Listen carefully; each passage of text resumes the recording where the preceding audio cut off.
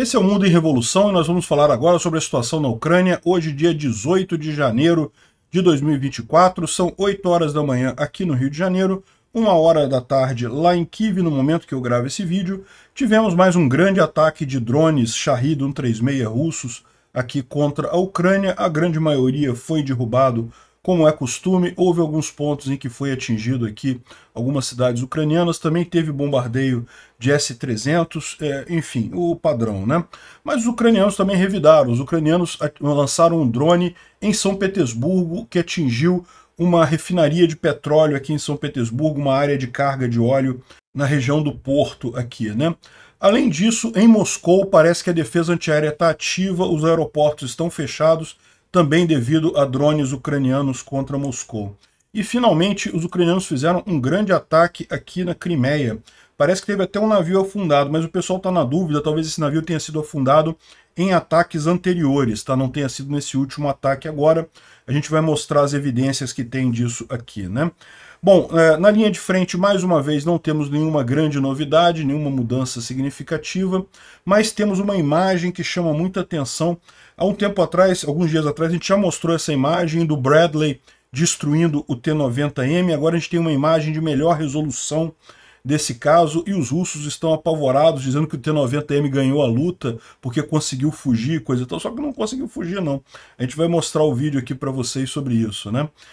Também vamos falar sobre a questão da aprovação do pacote de ajuda para a Ucrânia lá no Congresso americano, e vamos falar também sobre a votação no Congresso alemão do envio do Taurus para a Ucrânia. A votação deu errado. Não foi aprovado o envio de Taurus para a Ucrânia, mas eu vou explicar para vocês o porquê que isso aconteceu e porquê que isso não muda a situação em geral, né? Um blogger russo vazou a lista das pessoas que morreram na queda do A-50 aqui e do Il-22. O Il-22 não caiu, mas foi atingido também, teve gente morta também no Il-22, e a gente vai falar sobre isso. Parece que a situação foi muito pior do que se imaginava para os russos, né? E além disso, foi uma estratégia ucraniana. Os ucranianos atraíram esse radar aqui para perto de Berdiansk, justamente destruindo os radares aqui na Crimeia, forçaram os russos a botar o avião aqui perto, justamente para fazer esse ataque. Posicionaram um único lançador do Patriot, então não foi no sistema completo, não foi uma bateria completa do Patriot, foi um único lançador aqui e derrubaram os aviões com esse único lançador no limite do alcance dele. É o que está dizendo uma reportagem da Forbes, que diz ter contato com o pessoal lá da Ucrânia, né? Enfim, parece razoável, bem interessante isso daí. Vamos falar sobre os problemas lá no Boshkortostão, que continuam muito sérios. Lembra que o Putin mandou a guarda de tropa de choque para lá? Pois é, os manifestantes expulsaram a tropa de choque à pedrada. E a situação continua um caos completo lá na cidade, lá do Boshkortostão. Bashkira. Bashkira é um outro nome da região ali também, talvez seja mais fácil de usar esse nome, né?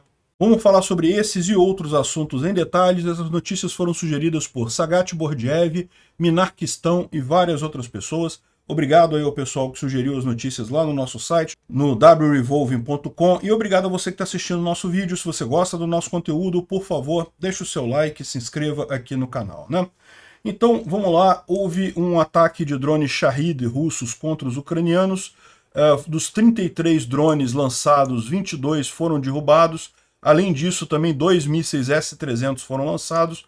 A principal direção de ataque foi o norte, ou seja, principalmente aqui nessa região norte da Ucrânia, mas a maior parte deles foi derrubada, né?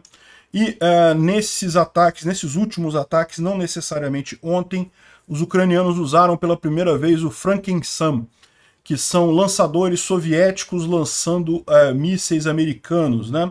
Isso é um problema que a Ucrânia tem, por quê? Porque equipamento soviético está acabando o número de mísseis soviéticos, e os lançadores que os ucranianos têm, eles têm vários lançadores, mas para mísseis soviéticos. E aí como é que resolve esse problema? Eles pediram socorro à Polônia. A Polônia tem experiência já nisso, justamente porque eles fizeram a mesma coisa, né? A Polônia hoje em dia está totalmente integrada à OTAN, mas ela tinha já uma frota de lançadores de foguete, por que não adaptar para os foguetes americanos, né? Eles conseguiram fazer isso com sucesso. Agora os ucranianos copiaram o modelo polonês e estão fazendo a mesma coisa. Parece que um deles já conseguiu ser usado num desses últimos ataques de drones contra a Ucrânia, né? Bom, os ucranianos também fizeram ataques de drones contra São Petersburgo, né? São Petersburgo é essa cidade aqui na Rússia, né, bem ao norte aqui, é uma cidade muito importante para os russos, é uma cidade portuária muito importante que dá justamente acesso aqui ao Mar da Finlândia aqui, né, e ao Mar do Norte aqui, né?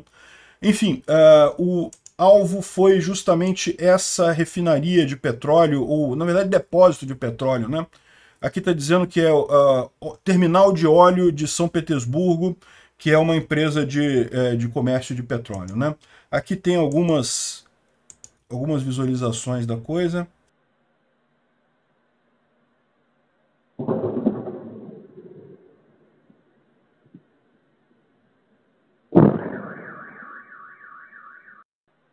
Repara que teve duas explosões, uma menor primeiro, depois uma outra maior, que indica que alguma coisa foi atingida ali, né? E a distância é muito grande, é 1.000 quilômetros a partir de Kiev, então são drones com capacidade de alcançar realmente distâncias muito longas, né? E os russos disseram que não teve dano nenhum, que eles derrubaram o drone e não causou nenhum dano, mas isso não quer dizer nada, no final das contas a gente sabe que os russos mentem mesmo sobre isso. De qualquer forma, os ucranianos estão coletando os dados para saber exatamente o que aconteceu, se realmente deu errado, se deu certo, enfim. Eles estão levantando essas informações lá, né? Além disso, a Rússia acionou o chamado Plano Carpet, né? Que é justamente fechar os aeroportos de Moscou por risco de drones, né? Então os aeroportos foram fechados mais cedo, e até o momento que eu gravo esse vídeo aqui, ó, ainda estão fechados, né? Ou seja, ao horário de 1h30 lá em Moscou, que eram 10h30 em Kiev e que são 7h30 da manhã aqui no Rio de Janeiro, estavam fechados os aeroportos ainda, um monte de avião fazendo voltinha, porque não pode pousar devido a drone lá em Moscou, né?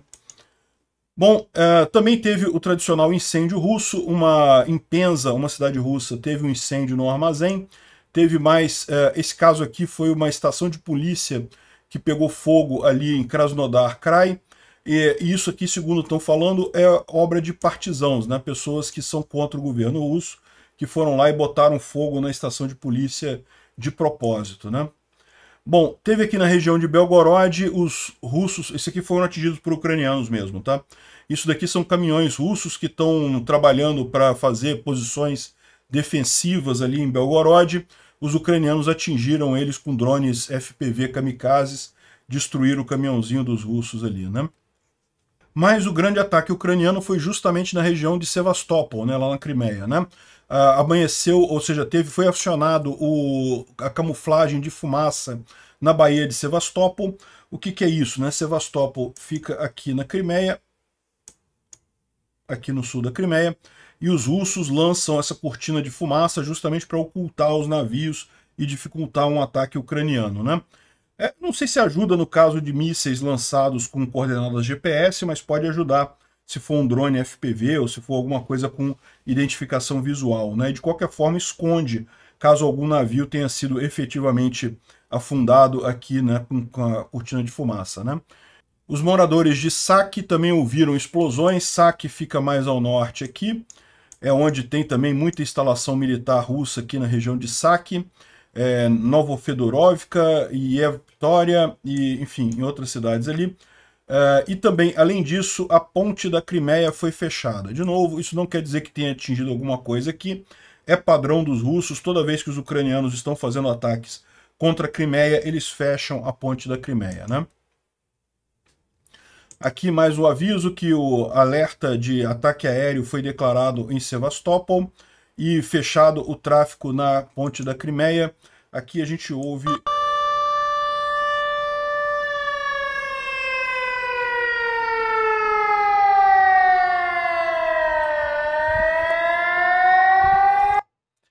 ouvindo o alarme de ataque aéreo lá em Sevastopol, né? Bom, aqui está o pessoal discutindo a coisa. A frota do Mar Negro está usando a camuflagem padrão, ou seja, usando cortina de fumaça na área da Baía de Sevastopol. E os sistemas de defesa antiaéreo também foram disparados em Sevastopol.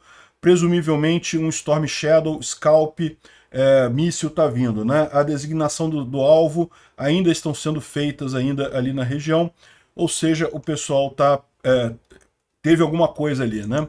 E bom, o que pode ter havido? Tem esse navio Russian Project 205P, que provavelmente foi afundado algumas semanas atrás. Não dá para saber exatamente, segundo o Atesh, que é um grupo de partisão, um movimento partisão ucraniano lá na Crimeia, eles viram dessa vez, só conseguiram ver agora que esse navio tinha afundado, né? Eles conseguiram ter a confirmação visual que ele está nesse ponto aqui do porto de Sevastopol e teria sido afundado.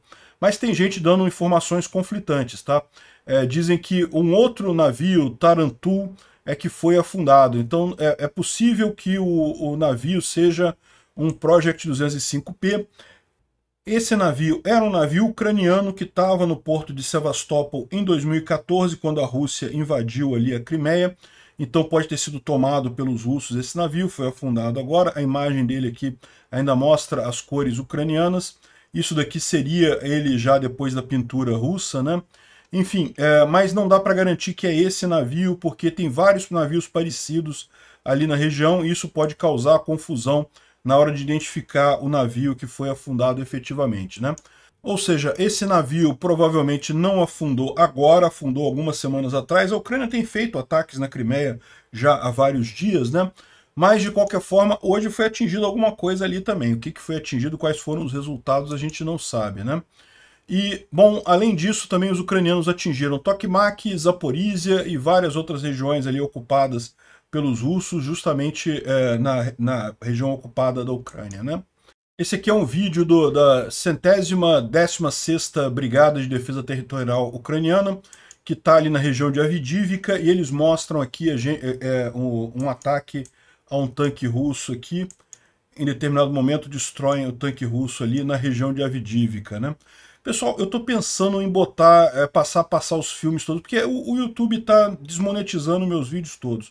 Se vai ser desmonetizado de qualquer forma, né, que diferença faz passar o vídeo ou não passar o vídeo? Mas mais uma vez eu peço a quem puder para se tornar membro do canal, para manter esse canal comercialmente viável, né?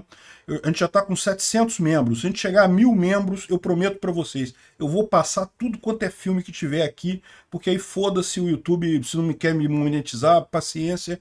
Com os membros eu já consigo manter o canal viável, pelo menos no 0 a 0 do custo de fazer os vídeos, né?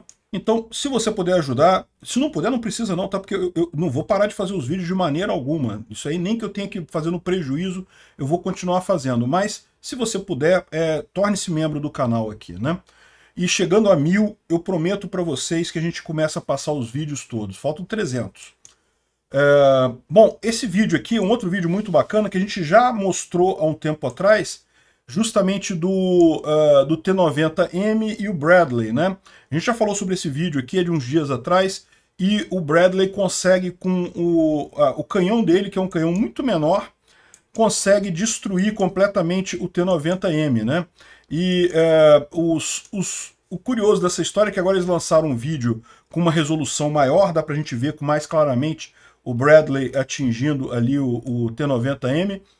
T90M todo destruído completamente. Mas o mais engraçado é o quanto que isso doeu nos russos, né? Porque eles lançaram isso daqui, ó,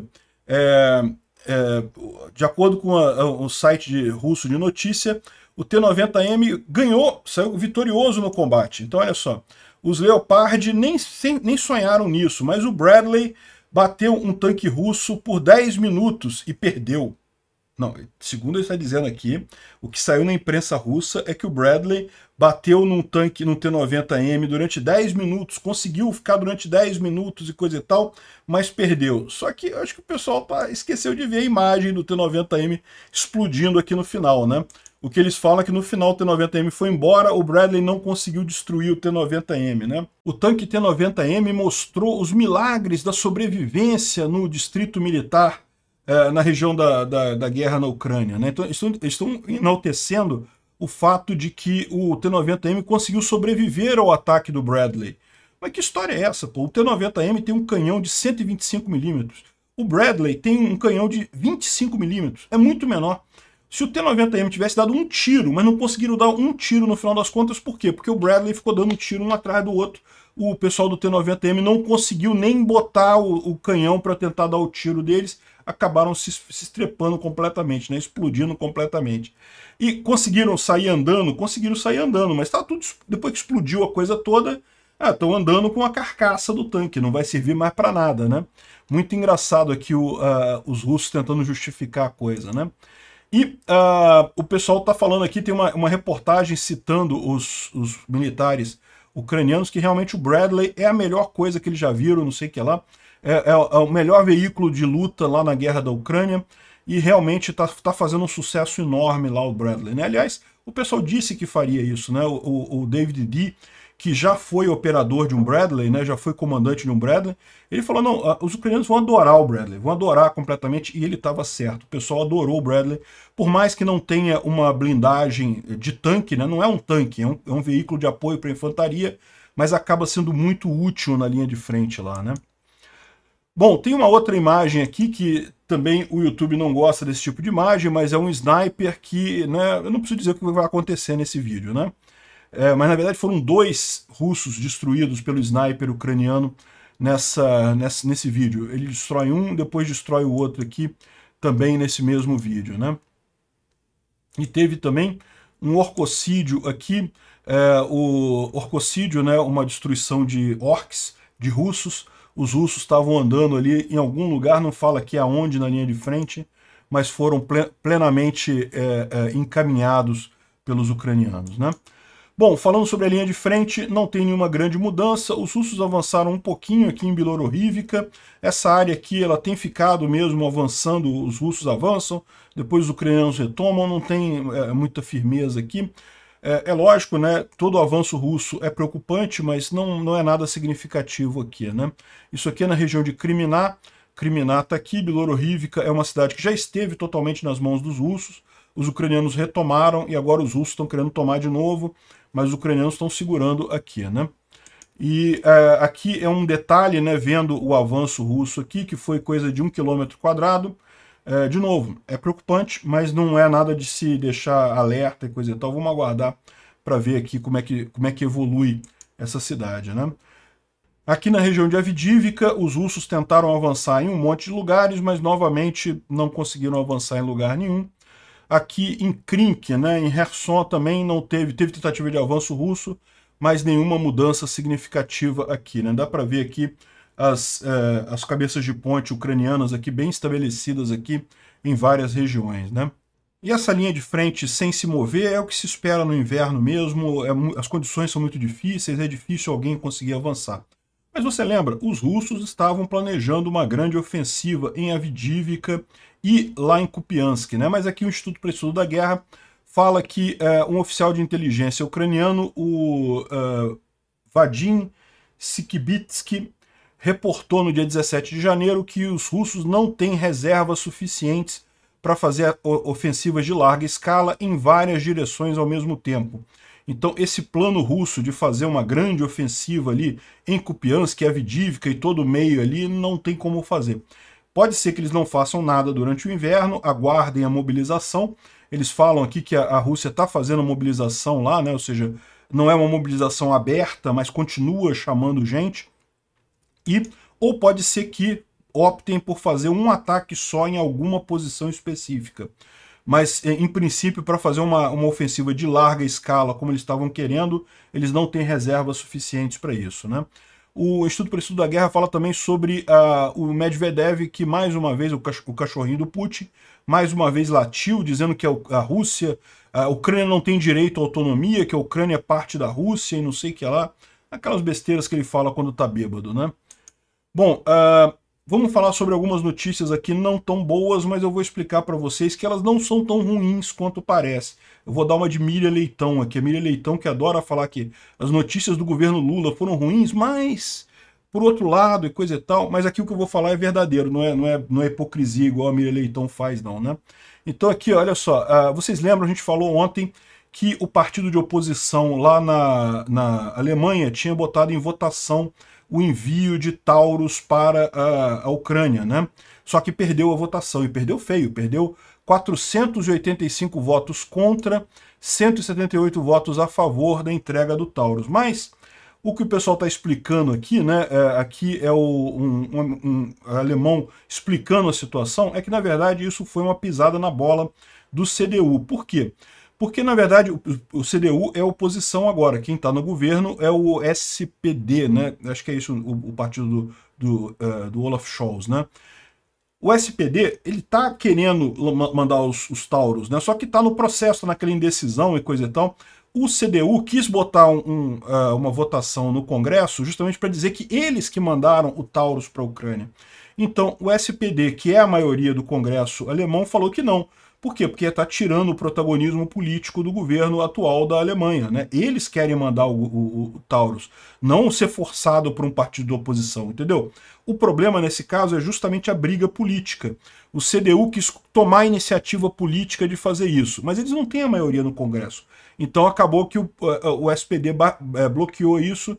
Como todo mundo viu essa coisa como uma iniciativa do CDU, só o CDU votou a favor, todos os outros partidos votaram contra, e ainda puxaram o orelha do CDU, que isso aí fica fazendo politicagem barata, querendo se colocar como o bonzinho nessa história aqui, não ajuda ninguém no final das contas. Então foi isso que aconteceu. O ponto aqui estamos no mesmo lugar que a gente estava antes, né? Isso não quer dizer que isso impeça o governo de mandar o Taurus para a Ucrânia, o governo pode mandar o Taurus para a Ucrânia, a questão é que ele não é mais agora obrigado a mandar o Taurus para a Ucrânia como pretendia esse projeto do CDU, né? E talvez até ajude a coisa, por quê? Porque o SPD agora está com a pecha de que ele está impactando o envio do Taurus, né? E lá na Alemanha também a grande maioria da população é pró-Ucrânia, então talvez seja interessante para o SPD agora mandar o Taurus justamente para dizer, não, a gente não está segurando nada não, né? Vamos ver como que caminha a coisa aqui. E outro ponto também, o Biden tinha chamado os líderes do Congresso, da Câmara e do Senado, para ir na Casa Branca hoje para resolver a questão do financiamento para a Ucrânia e coisa e tal, e ele diz que as negociações estão indo na direção correta e espera pelo sucesso. Excelente notícia. A gente já tinha falado isso ontem, se não me engano. Só que o Mike Johnson peidou para trás, disse aqui que ele não pretende ir para conversar com o Biden sobre o financiamento. Nós precisamos saber que a Ucrânia não irá se tornar o próximo Afeganistão. Que loucura é essa? Não tem nenhuma lógica isso daí. O Afeganistão, os Estados Unidos invadiram o Afeganistão. É uma situação totalmente diferente da Ucrânia, que os Estados Unidos estão ajudando com armas, né? E daí eles falam aqui sobre eu só aceito conversar depois de resolvido o problema da fronteira, e não sei o que lá, e nós precisamos resolver os nossos problemas antes de fazer qualquer coisa, né? Isso que eu digo que os republicanos estão pisando na bola, estão caindo direitinho na armadilha do Biden. O que o Biden quer é exatamente colocar eles nessa posição chata de serem contra a ajuda à Ucrânia, que lá nos Estados Unidos muito da população americana é a favor da Ucrânia, a grande maioria. Então tá ficando claro que os republicanos que estão embarreirando esse negócio, eles estão caindo na armadilha do Biden, né? O presidente do Senado, que é o republicano também, o Mitch McConnell, ele disse que acha que o Senado pode fazer um acordo bipartisão e fazer um apoio para mandar o dinheiro para a Ucrânia e resolver a questão da fronteira na semana que vem. Ele disse que o principal ponto de desacordo nesse momento é a autoridade do Biden sobre os migrantes na fronteira sul, né? Enfim, eles estão negociando isso lá com o Mitch McConnell, talvez ele seja mais esperto um pouco que o Mike Johnson, né, nesse aspecto, justamente vendo o prejuízo que isso pode causar para os republicanos lá, né? E lembra, é o que eu falo para vocês, a Forbes fez uma reportagem também, que os republicanos não conseguem vencer. O Joe Biden pode mandar o excesso de armas, se o Congresso aprovar ou não. Eu já tinha falado para vocês sobre isso, né? O Biden tem autorização já está lá nas leis americanas, que havendo excesso de armas no Departamento de Defesa, essas armas podem ser direcionadas para países aliados, que é o caso da Ucrânia. e para dizer que tem excesso de armas, basta o comando militar falar que tem excesso de armas. Lembra, já foi aprovado um orçamento recorde para o DoD, para o Departamento de Defesa esse ano. Então o truque é muito simples. Basta o DoD contratar um monte de armas novas com o orçamento que tem agora e dizer que as armas antigas estão agora em excesso e o Biden pode deslocar todas elas para a Ucrânia. O Biden, ele não está lutando para passar esse pacote, ele está deixando isso o máximo de tempo possível exatamente para taxar, para carimbar nos republicanos a pecha de quem não quer ajudar a Ucrânia e depois ele vai dar um jeito, descobrir o jeito. Ele sabe o jeito, ele podia ter feito isso já antes, mas descobriu um jeito e vou fazer isso daí, né?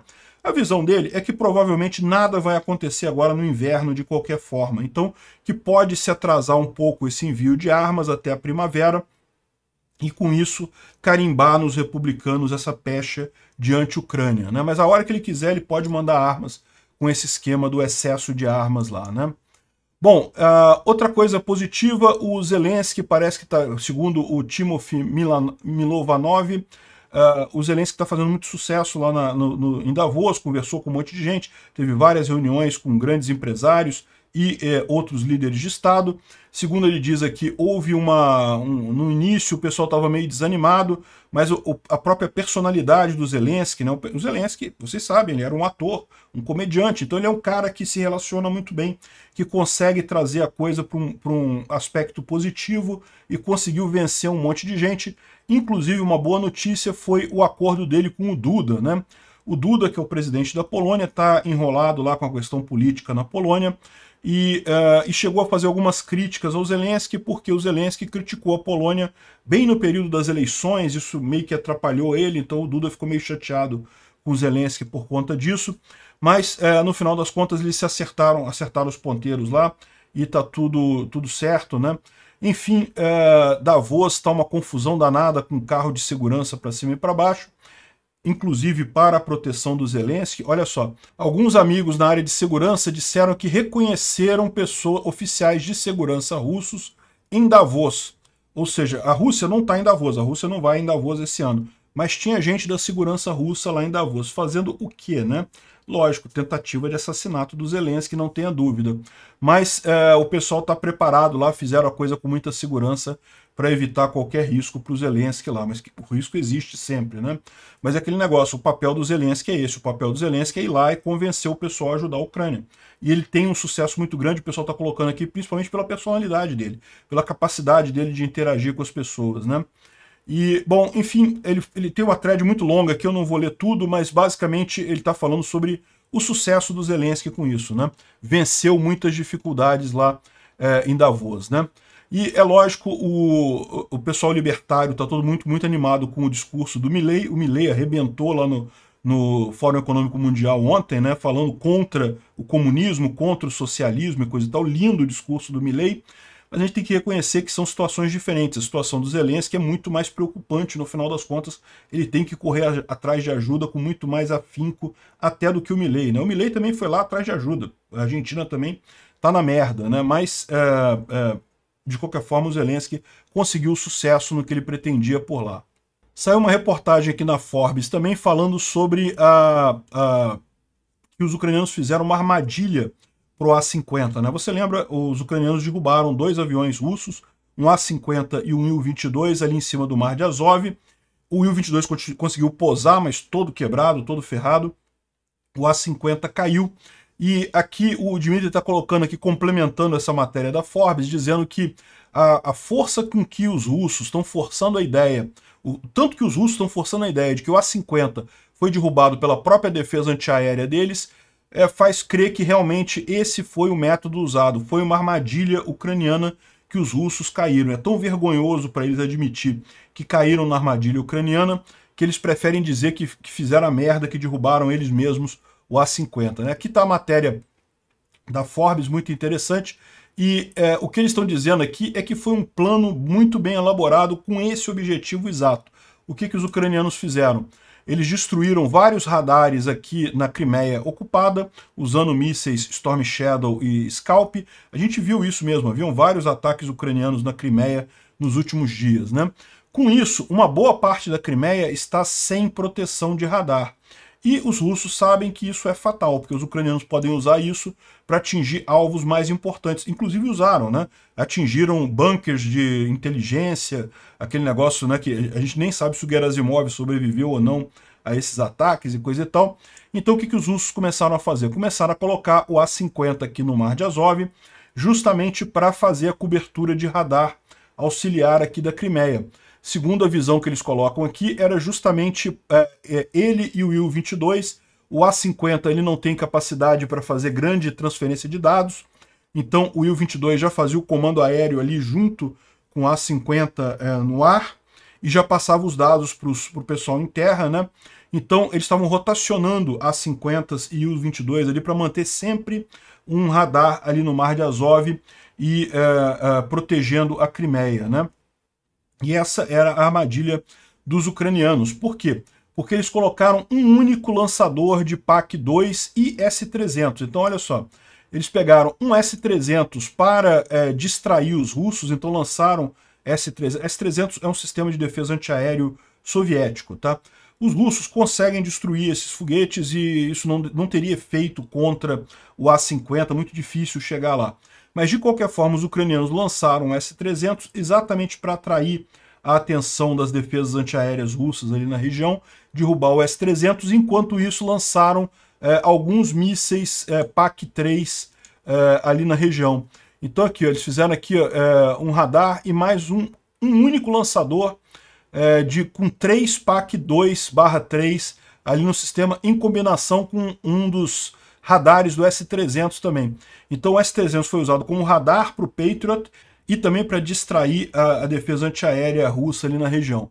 Aí no final conseguiram atingir os dois navios, os dois aviões, e ainda teve um outro avião que eles também lançaram contra ele, mas o avião conseguiu desviar. Conseguiu desviar só porque estava no limite do alcance do PAC-2, né, do foguete do Patriot.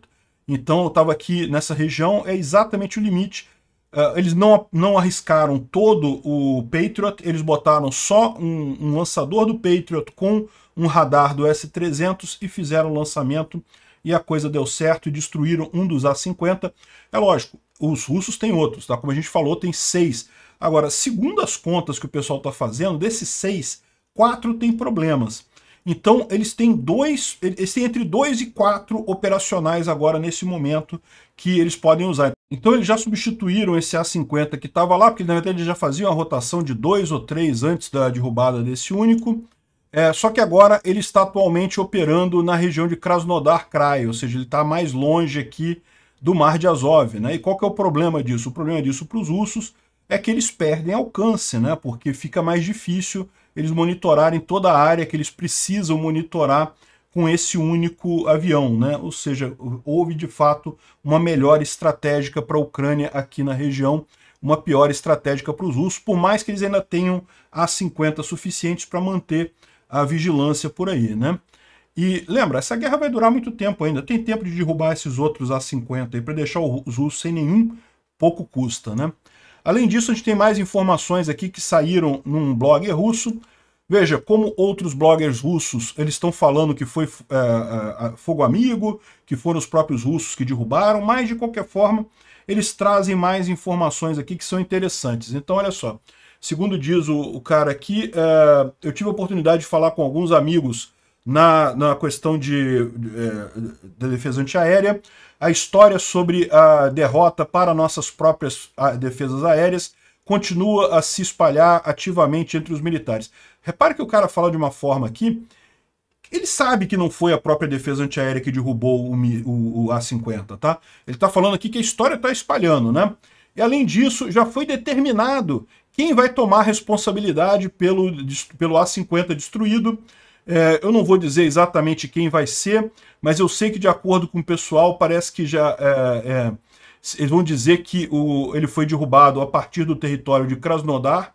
Então eles vão dizer que foi a defesa antiaérea no território de Krasnodar que derrubou o A-50. Novas instruções foram emitidas para que agora todas as defesas antiaéreas sejam avisadas da operação do AWACS na área de responsabilidade. Ah, para com isso, né? O que eu falei no vídeo de ontem, o pessoal levantou aqui, o David D falou isso também, né? Esse é um avião muito diferente, não tem como o operador ali da defesa antiaérea confundir com um avião inimigo, não faz sentido isso, né? Mas enfim, o próprio cara fala aqui, ele parece que ele sabe disso. Né? Já decidiram quem que vão culpar por essa história, né? Vai ser a defesa antiaérea de Krasnodar. Como você sabe, ninguém acredita no acidente e nessa combinação inafortunada de circunstâncias. Eu vou publicar uma lista de alguns homens que estavam a bordo do A-50 e que atualmente são considerados perdidos. É lógico, estão mortos, né? Aí aqui tem a lista do nome das pessoas, inclusive o comandante da aeronave. Eu não vou ler o nome deles aqui, um monte de nome russo aqui, não faz diferença, né? A gente tem o nome de 6 pessoas aqui, mas ele complementa aqui, ó. A lista é incompleta, né? A gente sabe que teve 12, eram 12 pessoas ali e acabou morrendo todo mundo, né? Do A-50. Além disso, as fontes reportam que o coronel Burmistrov também foi morto a bordo do Il-22. Então lembra, o Il-22 ele foi atingido, não caiu, ele conseguiu pousar, mas a gente sabe que teve mortos e feridos ali no Il-22 também. O avião está totalmente recuperável. Então, ou seja, esse coronel, que era o comandante do Il-22, foi morto nesse ataque. E também sobre rumores da presença do tenente-general Pchela, que estaria também no A-50. Então, olha só, possivelmente havia um general no A-50, mas eles estão dizendo aqui que não tem novidade sobre isso. Não se confirmou se ele estaria ou não no A-50. Né? Não quer dizer que não estava, quer dizer que não sabem ainda se ele estava lá ou não. Então pode ser que esse negócio do A-50 seja ainda muito pior, que tenha morrido um general comandante lá dessa região ali, da questão dos radares ali naquela região. Né? Bom, e o Zelensky falou sobre o Patriot lá no Fórum de Davos. Olha, eu preciso me curvar profundamente a quem produziu o Patriot, né? Não tem sistema como esse no mundo todo, né? O que ele está falando realmente é fantástico em comparação com o que tem os sistemas soviéticos, o Patriot é fantástico. Ele está dando a dica de que realmente os ucranianos já dominaram a coisa, já começaram a mexer com isso daí. Ele fala aqui, para ser franco, os testes do Patriot, que tem várias modificações, níveis diferentes, mas ainda assim os Patriots modernos realmente são fantásticos, né? O que ele fala aqui. E o impressionante é isso, né? No final das contas, os ucranianos aprenderam a usar o Patriot muito rapidamente, já estão fazendo armadilhas com o Patriot para pegar aviões russos, né? Olha que coisa fantástica isso. Lembra que tinha gente preocupada? Ah, não, os ucranianos não vão conseguir aprender a usar o Patriot e coisa e tal, e vai ser complicado. Meu amigo, já estão fazendo até armadilha aqui com o Patriot, né? Bom, teve esse helicóptero russo também que caiu e foi danificado, não sei se tem conserto isso daí. Mais um monte de cidades na Rússia com falta de aquecimento e temperaturas baixíssimas. Falta de eletricidade ali próximo de Sochi. Enfim, o pessoal reclamando muito aqui, as esposas dos mobilizados reclamando da questão das perdas, que as perdas são muito mais altas do que estão falando. O pessoal está começando a perceber que tem problema nisso daí. E, finalmente, a briga lá no Bashkortostão. O pessoal está aqui brigando com as forças que o Putin mandou para lá. O Putin fechou uma série de canais no Telegram, né? É típico de ditadores isso. O Alexandre de Moraes adora esse truque, mandar fechar um monte de canal, porque não pode. Como ousam questionar a democracia, não é mesmo? Lá no Bashkortostão. Aqui ó, tem uma imagem do início do protesto, tinha 10 mil pessoas ali, lá na Corte de Justiça, lá no Bashkortostão. Isso daqui já é depois que chegou as forças de segurança russas lá, tá?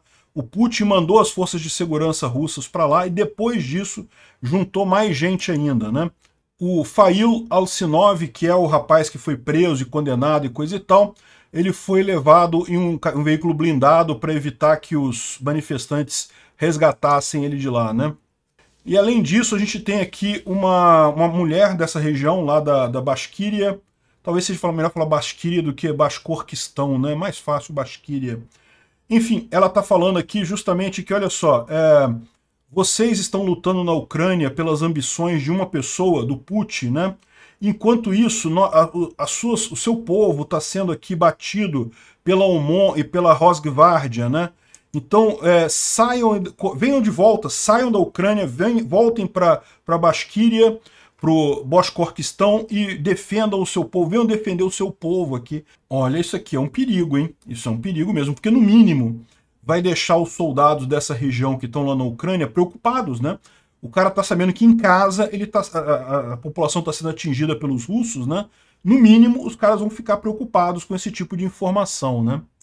E a disputa continua lá, tá uma briga só lá na região. 7 mil pessoas, o pessoal estava falando em 10 mil, entre 10 mil e 7 mil estavam lá em frente ao tribunal, e lá na região de Bashkir, né?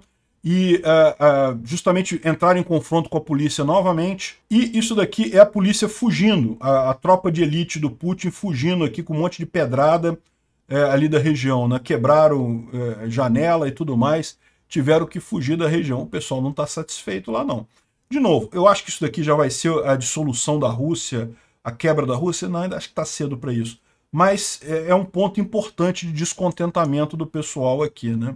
O Putin está querendo negociar. A gente sabe disso, já está um tempão querendo negociar, porque ele sabe que não consegue ganhar essa guerra, está doido para negociar, né? E aí ele falou em determinada entrevista que ele deu que, não, quanto ao processo de negociação, a tentativa de nos fazer abrir mão do que nós conquistamos. Como assim conquistaram nada, meu amigo? Vocês invadiram, você tem que sair de tudo ali da Ucrânia, não tem nada de conquistou, né? Mas, de qualquer forma, na língua dos russos, na língua do Putin, isso quer dizer, eu vou traduzir para vocês isso na língua do Putin. Ai, por favor, negocia comigo, eu estou perdendo, eu vou ter que tirar meus soldados daqui a pouquinho de qualquer forma, por favor, Ocidente, negocia comigo. É isso que ele está dizendo com essa frase dele, né? E ainda mandou o Medvedev também, né, o cachorrinho dele, falar mais um monte de coisa, que não, que a Rússia não vai parar para nada, que a Ucrânia não tem o direito de existir, e não sei o que lá, não sei o que lá. Aí o Medvedev late muito mesmo, impressionante. Uma outra coisa curiosa, os ucranianos estão testando pela primeira vez um drone movido a jato fabricado na Ucrânia, hein? Aqui, ó, um drone kamikaze com um motor a jato. Isso pode conseguir fazer uma maneira de manobrar muito melhor e também evitar defesa antiaérea, né? Já fizeram o primeiro teste, não sei se já estão usando na linha de frente, mas já fizeram o primeiro teste de voo aqui, ó.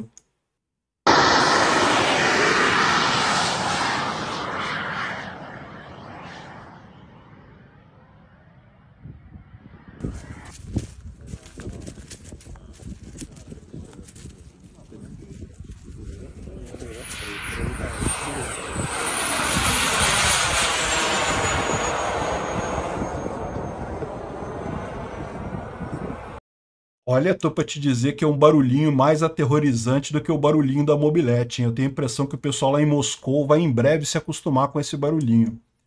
E, bom, também uma coisa digna de nota, a França vai fornecer para a Ucrânia 50 bombas flutuantes desse tipo aqui, ó, a SSM Hammer, né?